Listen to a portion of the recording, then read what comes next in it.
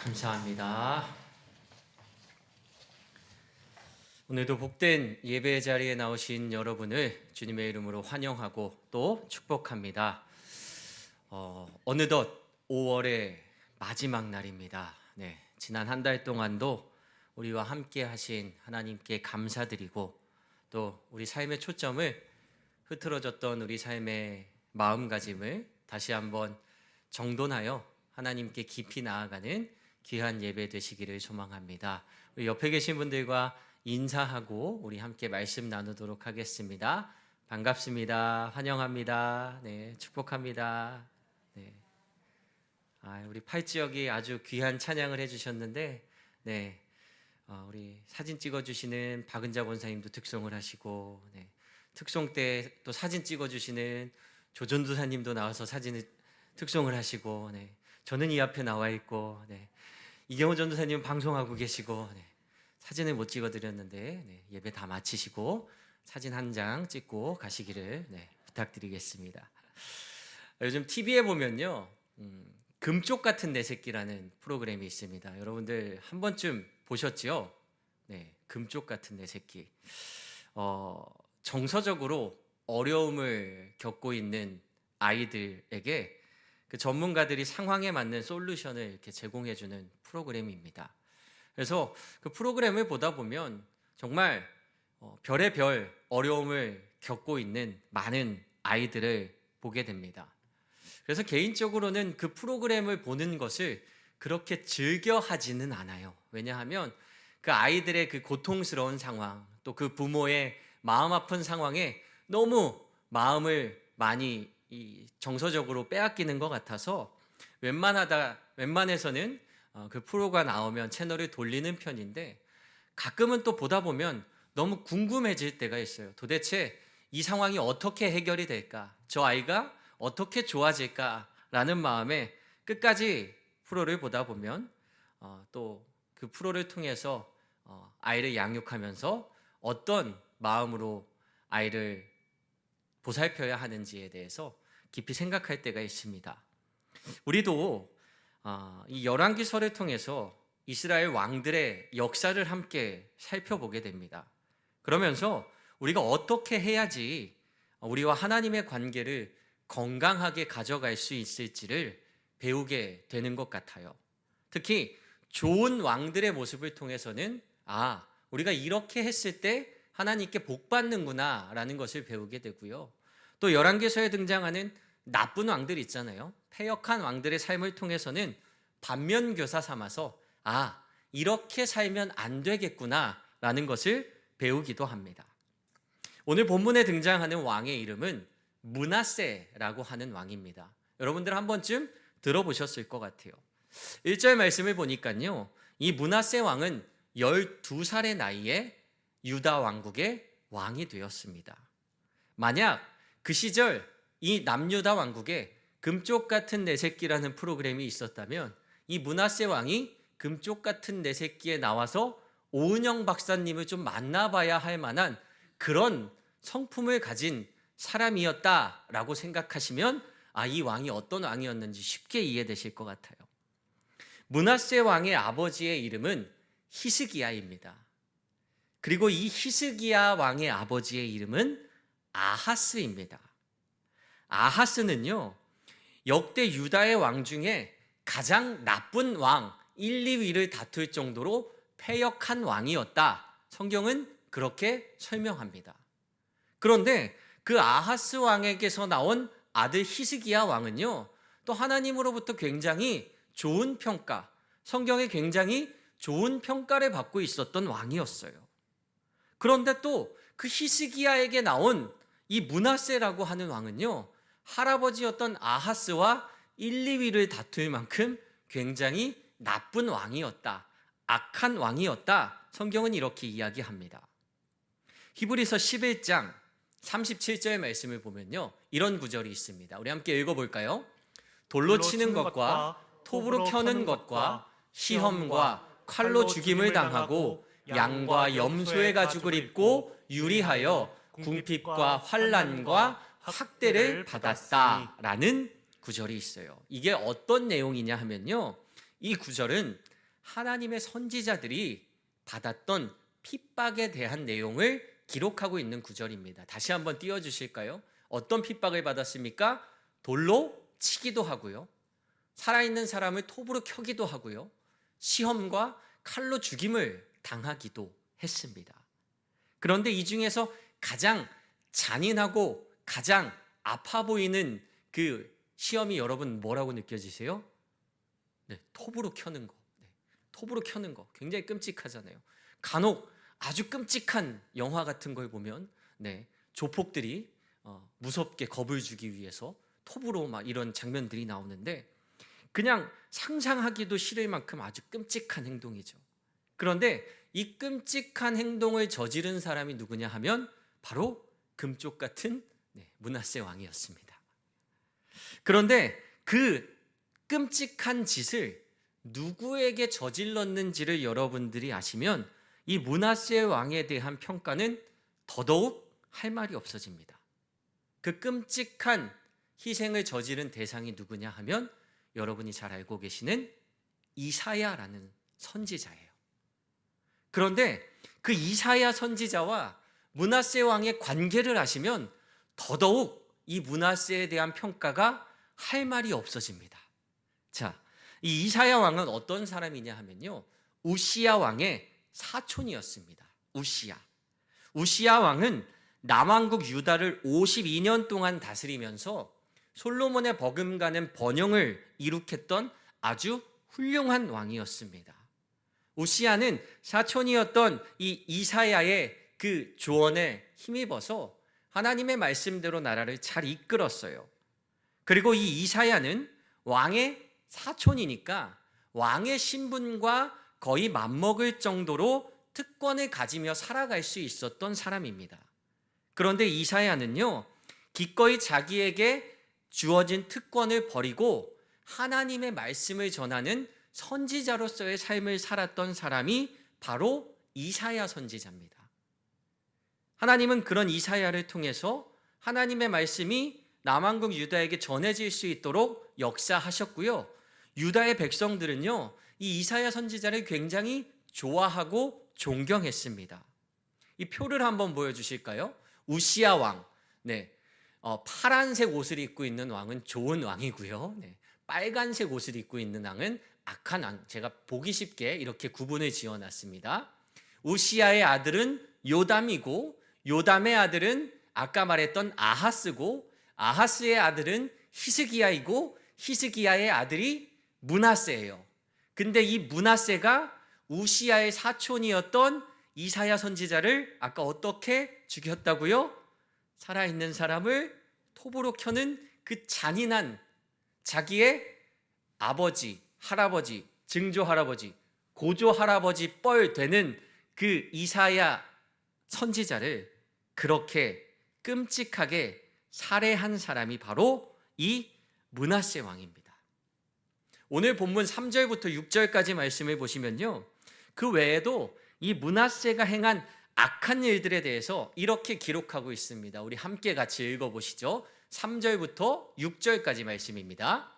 그의 아버지 히스기야가 헐어버린 산당들을 다시 세우며 이스라엘의 왕 아합의 행위를 따라 바알을 위하여 제단을 쌓으며 아세라 목상을 만들며 하늘의 1월 성신을 경배하여 섬기며 여호와께서 전에 이르시기를 내가 내 이름을 예루살렘에 두리라 하신 여호와의 성전에 제단들을 쌓고 또 여호와의 성전 두 마당에 하늘의 1월 성신을 위하여 제단들을 쌓고 또 자기의 아들을 불 가운데로 지나게 하며 점치며 사수를 행하며 신접한 자와 박수를 신임하여 여호와께서 보시기에 악을 많이 행하여 그 진노를 일으켰다.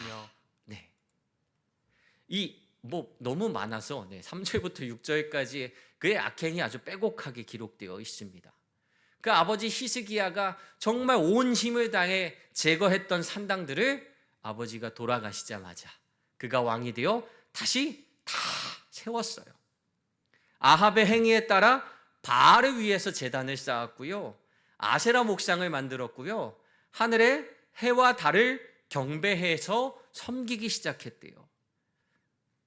어떻게 하면 하나님을 화나게 할까 연구해서 가장 하나님이 속상해 하시고 화날 만한 일들만 골라서 적어놨다가 하나씩 버킷리스트 이루듯이 하는 것처럼 하나님이 싫어하실 만한 일들만 빼곡히 행했던 왕이 바로 므낫세였습니다. 이스라엘의 그 수많은 패역한 왕들에 대한 이야기가 나와요. 그런데 그 다른 왕들이요, 바알을 섬기긴 했지만 그래도 그들은 하나님의 성전만큼은 건드리지 않았습니다. 그런데 이 므낫세는 어느 정도로 패역한 왕이었느냐? 하나님의 성전에다가요, 해와 달을 위한 제단을 만들고 거기에다 아세라 목상을 세워서 성전을 더럽혀 버렸다는 거예요. 이 성전이라는 것이 이스라엘 백성에게 어떤 의미를 가지고 있는 곳입니까? 오늘 본문 7절과 8절 말씀을 세번역 성경으로 보면요, 이런 의미라고 하나님 말씀하십니다.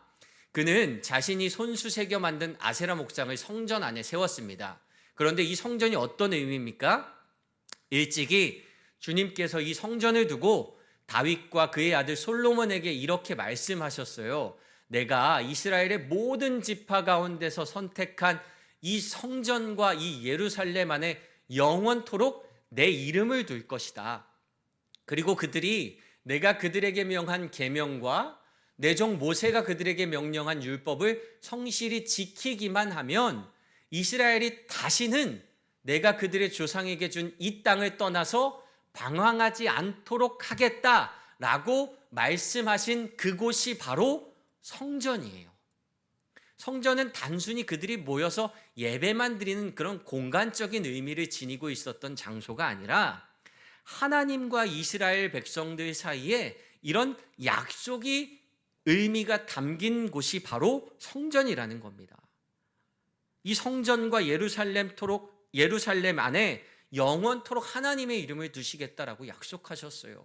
그러면서 이 성전을 더럽히지 말고 너희들이 율법을 잘 지키고 모세가 명령 그 계명만 따라서 살면, 그 계명이 무엇입니까? 하나님을 따라서 살기만 하면, 나와 함께 가기만 하면 나는 너희들을 영원히 버리지 않을 거야. 너희 조상들에게 준 이 땅에서 방황하지 않게 내가 너희들을 지키고 인도하고 책임져 줄 거야 라고 약속한 그 의미가 담긴 거룩한 성전에다가 므낫세가 무슨 짓을 저질렀나요? 해와 달을 위해, 1월 성신을 위해 제단을 쌓고 아세라 목상을 만들어서 거기서 그 성전에서 하나님의 이름을 더럽혔다라는 거예요.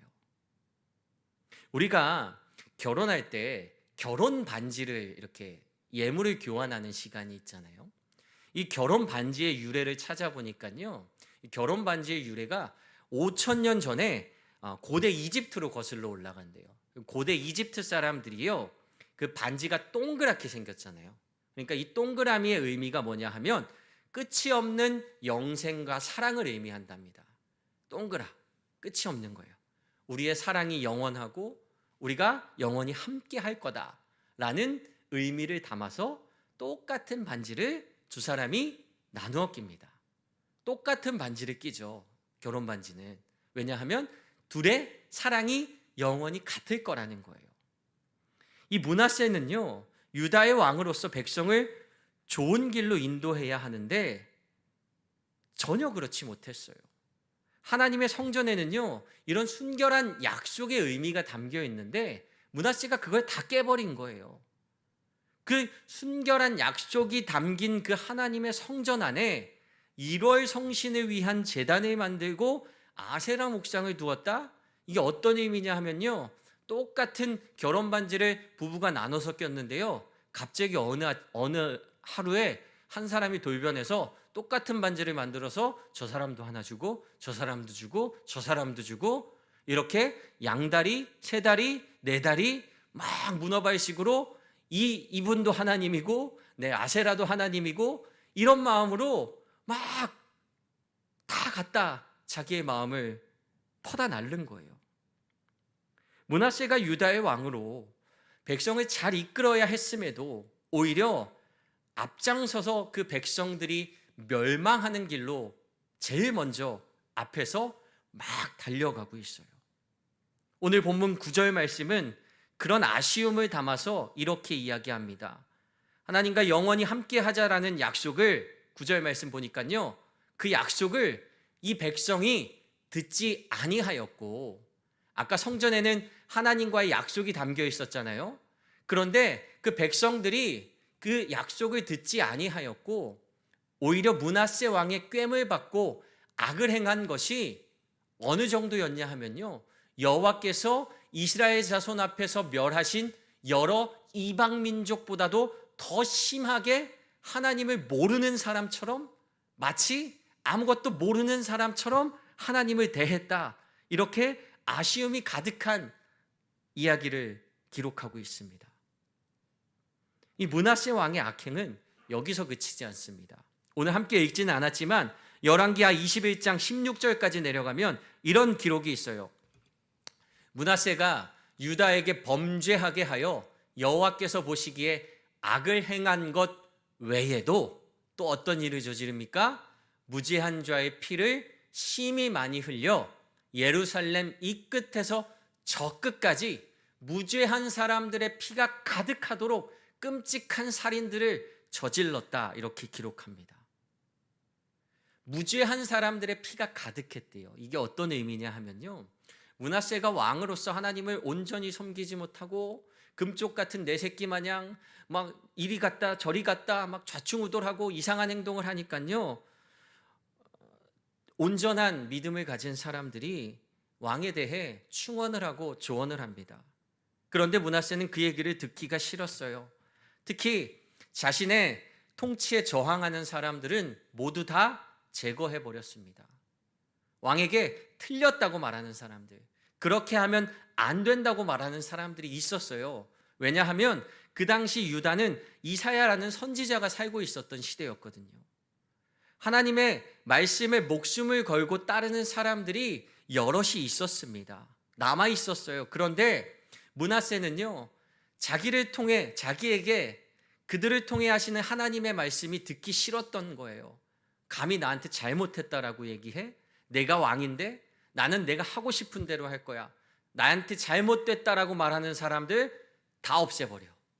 그래서 그에게 잘못했다고 말하는 사람들이 없어졌어요. 그러면 그의 잘못이 없어질까요? 잘못했다 말하는 사람들이 사라진다고 그가 정답으로 변하는 건 아니었잖아요. 그렇게 유다 왕국을 온전하게 지탱하고 있었던 믿음의 사람들마저 므낫세는 다 없애버렸습니다. 그렇게 유다는 점점 어려운 길로 흘러가고 있었어요. 하나님께서 그런 므낫세 왕을 가만히 두실 리가 없습니다. 열왕기하 21장 13절과 14절 말씀을 새번역 성경으로 이렇게 기록합니다. 우리 함께 읽어볼까요? 내가 사마리아를 잰 줄과 아합궁을 달아 본추를 사용하여 예루살렘을 심판하겠다. 사람이 접시를 닦아 엎어놓은 것처럼 내가 예루살렘을 말끔히 닦아내겠다. 내가 내 소유인 내 백성 가운데서 살아남은 사람을 모두 내버리겠고 그들의 원수의 손에 넘겨주겠다. 그러면 그들이 원수의 먹이가 될 것이고 그 모든 원수에게 겁탈당할 것이다. 하나님은요, 므낫세 왕에게 혹독한 죄의 대가를 치르게 하십니다. 그가 그렇게 자기 마음대로 막 살아가고 왕으로서 백성들을 온전히 이끌지 못하고 하나님을 예배하지 못하게 했던 그 죄의 대가를 혹독하게 치르게 하세요. 20년 동안 숨죽이고 있었던 그 아수르 군대가 유다를 침공합니다. 이 아수르 군대에 대한 이야기는 전에도 몇 번 나누었습니다. 아수르 군대는 이 므낫세 왕의 아버지였던 히스기야 왕 때에도 유다를 침공했던 적이 있어요. 그때 히스기야가 이렇게 기도했었죠. 열왕기하 19장 19절 말씀 아마 기억하실 겁니다. 같이 읽어볼까요? 우리 하나님 여호와여, 원하건대 이제 우리를 그의 손에서 구원하옵소서. 그리하시면 천하만국이 주 여호와가 홀로 하나님이신 줄 알리이다 하니라. 하나님, 비록 우리 유다 왕국이 저 아수르 군대에 비하면 보잘것없이 약한 전력이지만 하나님, 우리를 저 아수르의 손에서 건져주셔서 온 천하만국이 여호와가 홀로 하나님이심을 우리를 통해 증명해 주세요 라고 히스기야 왕이 기도했어요. 그랬더니 하나님이 이 히스기야의 기도와 믿음을 보시고 하루아침에 아수르 군대 18만 5천 명을 그들의 진에서 다 멸하여 버리셨던 놀라운 역사를 만드십니다. 하나님이요, 유다를 보호하셨어요. 아수르 군대가 그렇게 물러간 다음에 20년간 여호와가 어떤 분이신 줄을 알고 유다를 함부로 보지 못했습니다. 그런데 히스기야의 아들 므낫세가 왕이 되고 이 므낫세를 통해서 유다 왕국의 하나님에 대한 신앙이 흔들리고 그들이 더 이상 여호와를 의지하지 않는 모습을 보고는 이 아수르가 호시탐탐 기회를 엿보고 있다가 다시 유다를 공격한 거예요. 사탄이 우리를 시험하고 우리를 흔드는 모습도 이와 같습니다. 우리가 유다, 히스기야가 하나님을 의지하며 하나님과 함께 할 때에 아수르가 감히 그들을 넘보지 못했던 것처럼 우리가 하나님과의 관계를 잘 유지하고 온전한 믿음을 가지고 있을 때 사탄은 결코 우리를 넘보지 못합니다. 아수르에게 18만 5천 명이 넘는 어마어마한 군대가 있더라도 하나님이 유다를 지키시면요, 유다는 안전한 나라가 될 수 있어요. 하나님이 지키시니까. 마찬가지예요. 우리가 하나님을 의지하고 하나님과 동행하면요, 내 앞에 아무리 큰 문제가 있고 18만 5천 명의 군대가 나를 에워싸고 포위하는 것 같이 극박한 상황에서도 하나님은 우리를 지키시고 인도하실 줄로 믿습니다. 그런데 우리의 믿음이 흔들리고요, 나와 하나님과의 관계에 작은 틈이 생기잖아요. 그러면 사탄은 집요하게 그 틈을 파고들어서 우리와 하나님을 갈라놓으려 합니다. 그렇게 우리를 넘어뜨리려 합니다. 하나님을 의지하지 않았던 므낫세 왕에게 하나님의 인도하심이 있을 수가 없죠. 그가 하나님을 의지하지 않는데 어떻게 하나님이 그들을 돕고 보호하실 수 있겠습니까? 그들은 하나님의 지혜를 구할 수도 없었고요, 하나님이 주시는 용기와 담대함을 바랄 수도 없었고요, 지도자가 중심을 바로잡지 못하니까요, 유다의 백성들도 하나 될 수 없었습니다. 예루살렘 성은 아수르 군대에 의해서 함락되었고 므낫세 왕은 아수르의 포로 신세가 되어버리고 맙니다. 이 아수르 왕에 대한 이야기가 역대하 33장 11절 말씀에 이렇게 기록되어 있습니다. 여호와께서 아수르 왕의 군대 지휘관들이 와서 유다를 치게 하심에 그들이 므낫세를 사로잡고 쇠사슬로 결박하여 바벨론으로 끌고 간지라. 므낫세 왕이요, 쇠사슬에 묶여서 바벨론에 끌려갔대요. 제가 근데 이 성경 구절을 읽다가 왜 아수르의 왕이 쳐들어와서 이 므낫세 왕을 끌고 갔는데 바벨론으로 데려갔지? 그래서 찾아보니까 이 당시 바벨론 또한 아수르 제국의 통치 아래 있었던 시기였대요. 그래서 이 아수르가 유다의 왕이었던 므낫세를 끌고 가서 또 다른 통치국인 바벨론에 가두어 버린 거예요. 그렇게 감옥에 갇힌 그 비참한 므낫세가 하나님께 기도하기 시작합니다.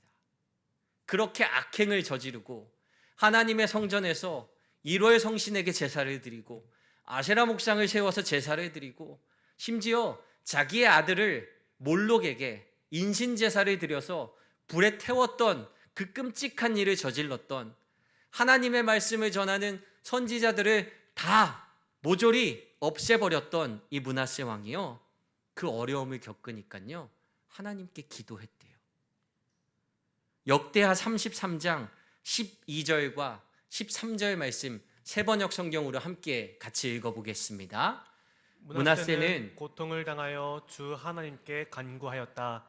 그는 조상의 하나님 앞에서 아주 겸손해졌다. 그가 주님께 기도하니 주님께서 그 기도를 받으시고 그 간구하는 것을 들어주셔서 그를 예루살렘으로 돌아오게 하시고 다시 왕이 되어 다스리게 하셨다. 그제서야 므낫세는 주님만이 하나님이시라는 것을 깨달았다. 므낫세 왕이 12절 말씀을 보니까요, 고통을 당하여 주 하나님께 간구했대요. 그리고 그는 조상의 하나님 앞에서 아주 겸손해졌답니다. 고통을 당하고 하나님의 징계 앞에 그가 비로소 겸손해졌대요. 그리고 그가 하나님께 기도했답니다. 13절 말씀에 그가 주님께 기도하니, 그 이후에 나오는 구절이요, 솔직히 저는 읽으면서 이 구절이 제 마음에 들지는 않았어요. 인간적인 저의 생각과 저의 감정으로는 이 므낫세 왕이 너무너무 괘씸한 거예요. 네가 유다의 왕으로서 어떻게 그럴 수가 있어? 히스기야 아버지가 백성들을 온전히 하나님께 인도하기 위해서 산당을 제거하고 그렇게 애쓰면서 노력했던 결과를 어떻게 하루아침에 물거품을 만들어버리고, 어떻게 그럴 수 있어? 그렇게 잘난 척하더니 하나님과 그 약속이 있는 그 성전을 그런 방식으로 더럽혀 놓고 네가 고통당한다고 이제서 하나님을 찾아? 무슨 낯짝으로 그럴 수 있어? 지은 죄가 있는데 이제 와서 겸손해졌다고 그 죄가 용서될 것 같아? 솔직히 제 마음은 그랬거든요. 그런데 이 13절 말씀을 보니까요, 다시 한번 띄워주실래요? 그가 주님께 기도하니 주님께서는요, 그런 므낫세 왕의 기도도 받으셨대요. 그리고 그가 간구하는 것도 들어주셨대요. 그리고 그를 예루살렘으로 돌아오게 해주셨대요. 그냥 돌아온 게 아니라 또 그 모양이었던 그 므낫세를 다시 왕이 되어 유다를 다스리게 하셨대요. 그리고 그제서야 므낫세는 주님만이 하나님이시라는 것을 깨달았다. 성경은 이렇게 기록합니다. 저는 제 마음 같아서는요, 하나님이 봤냐? 꼴 좋다. 너 그럴 줄 알았다. 너 더 험한 꼴을 당해봐야 돼. 망해도 싸. 인간적인 마음은 이런 마음인데요, 하나님은 그렇지 않으시더라고요. 이제 내 마음을 알았니? 므낫세야, 내가 너희들을 왜 그렇게 애타게 불렀는지 알았니? 내가 이사야 선지자를 통해서, 깨어있는 믿음을 가진 사람을 통해서 너에게 왜 그렇게 끊임없이 이야기했는지 이제 알겠니? 내가 다른 곳에 한눈 팔지 말고 나와 함께 해야 한다. 성전은 나와 너희들만 약속이 있는 거룩한 공간이다. 왜 나만 만나야 한다고 그렇게 이야기했는지 이제 알겠니? 그래, 알았으면 됐다. 이제 변치 말고 나와 함께 하자. 하나님은요, 어떻게 해서든지 하나님의 백성을 다시 품어내고자 하는 마음으로 인도하고 계시다라는 것을 깨달았어요.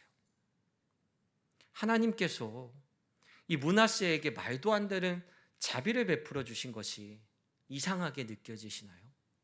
저는 솔직히 조금 제 마음에 들진 않았습니다. 그런데 이 말씀을 묵상하다 보니까요, 하나님이 그 말도 안 되는 자비와 말도 안 되는 사랑을 저와 이 자리에 계신 여러분들에게도 똑같이 베풀어 주고 계시다라는 사실을 제 마음속에 깊이 와서 꽂혔어요. 우리는 이 놀라운 하나님의 은혜 가운데 살아가고 있습니다. 우리는요, 어쩌면 므낫세보다 하나님을 더 속상하게 하고 있을 때가 있을지도 모를 것 같아요. 나는 이 정도로 예루살렘 이 끝에서 저 끝까지 피가 가득하게 하는 일은 우리는 없잖아요. 그죠? 네. 그러면 잡혀가니까.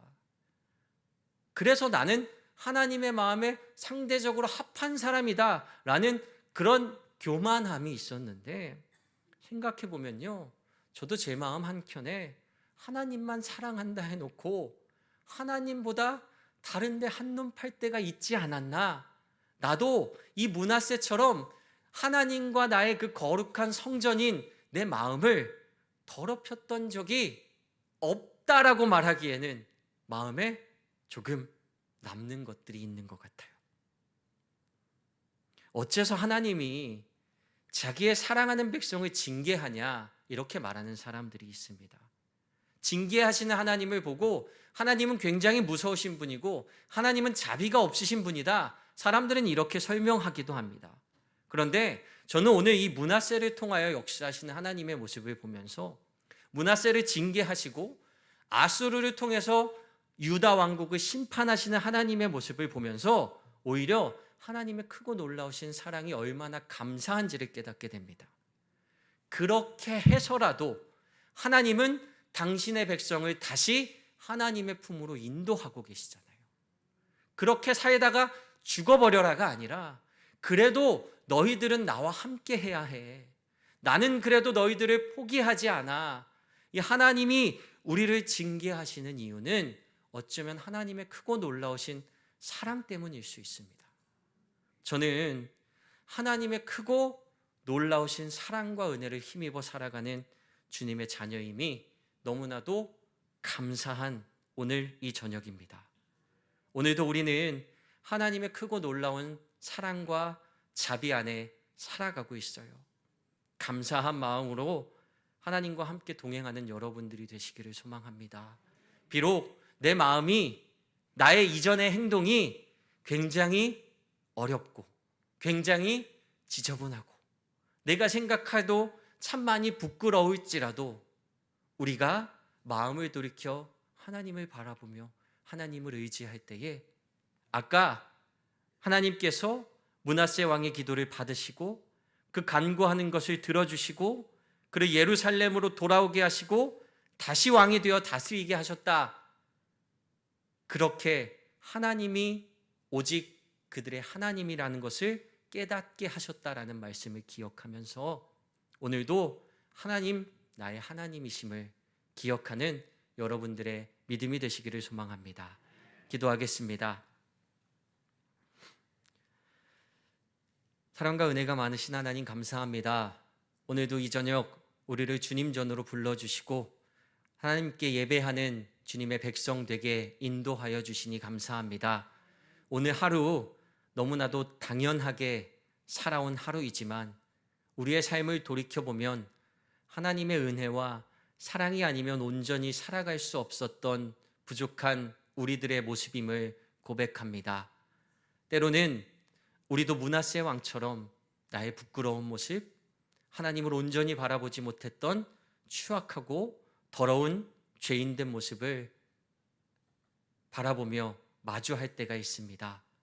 주님, 우리는 하나님 앞에서 거룩해져야 하는 주님의 백성임에도 불구하고 때때로 세상의 유혹을 이기지 못하고 세상을 따라가고 쫓아가는 세상에 속한 사람들이었을 때